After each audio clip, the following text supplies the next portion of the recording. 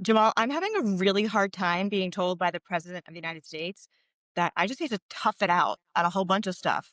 For example, if I was pregnant, which I have been in the past, and I had a fever, his new unfounded recommendation is don't take Tylenol to drop that fever, just tough it out. It's the same thing he's told us about the economy and when things get more expensive, tough it out. But here's my question. What is the President of the United States himself sacrificing?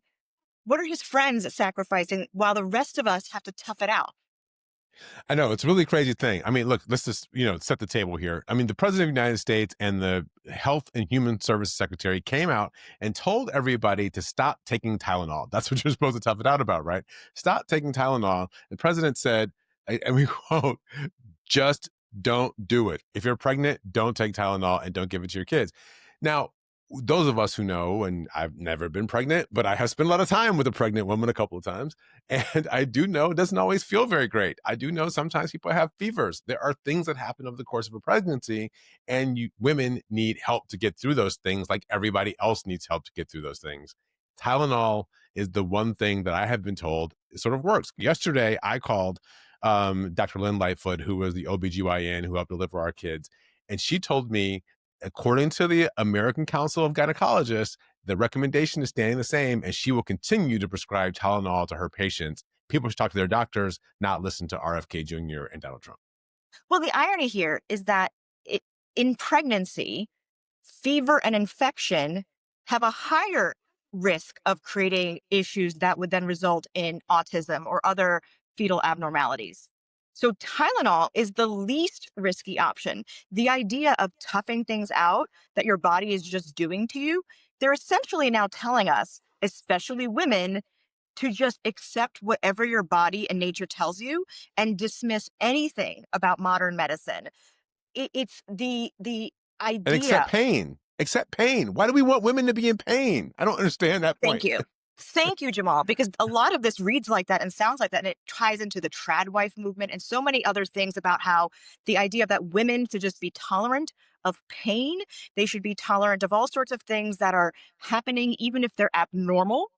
But women are not supposed to get help with anything either. This idea of bringing back the nuclear family, when in most communities and for generations in human civilization, we've had elders, we've had helpers, we've had communities raising families. So to me, I saw this not only as an attack on science, but also as part of their effort to really put women back in the room of only bearing children and not doing anything that seems like it would actually be helpful and keeping women in their place. And here's what we also know for women of color, this is especially true for Black women.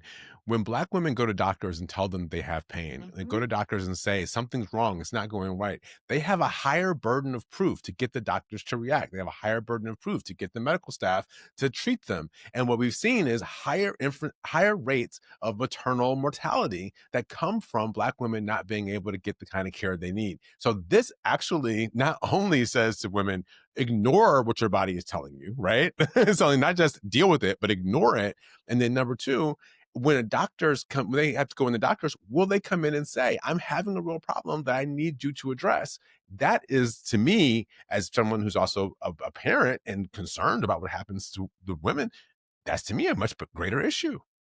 It's this entire idea of believe me, not science. And this is the challenge is that Trump mixed this announcement along with a drug that has experimentally proven to be helpful and that they need to expand the studies and be helpful in combating some of the symptoms and effects of autism.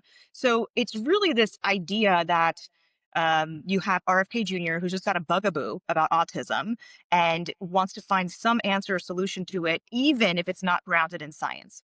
No idea why So, he cares as much. Great. I'm glad you care about an issue that affects millions of people, but at least follow the science. But they could have just gone out there and said, this other drug is really great, and we need to put more resources into seeing if we can expand its use and its impact and help for more people.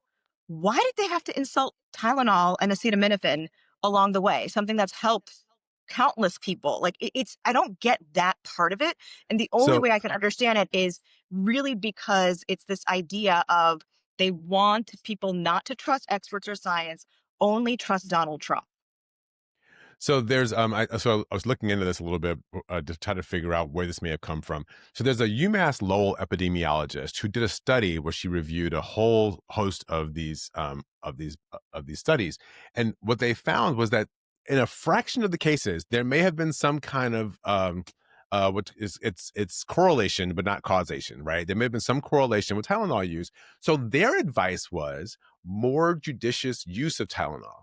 The president in RFK take more judicious use of Tylenol and say, don't take Tylenol, right? So they take, and look, and so many of us, I'm somebody who doesn't like to take a lot of medicine. I know people who are pregnant who don't like to take a lot of medicine while they're pregnant because they're concerned about what may happen. That's all perfectly rational and reasonable. But to then go into something that can help people, as you said earlier, dealing with pain, dealing with fever, which is so much more important than whatever may happen from one Mhm. particular drug for a short period of time. It's just something that doesn't make sense. And I'll end with this. You know what also may cause autism? And Donald Trump didn't bring this up. Old sperm. Right, there is real there Yes. is real linkage between the age of the father at the time of conception and all these other things that may all these other problems or situations that may arise, including autism. And so Donald Trump, who was an old dad, someone else like me who may have been an older dad, that is a much bigger issue. And I wonder why they're not pointing the finger at dads and men who are maybe the real source code of what may be going on here. Oh, well, I mean, right throughout human history, the idea has not been to look at the male sperm or anything about the male organs when it comes to fixing any issues. It's always blame the women that carry the babies, right?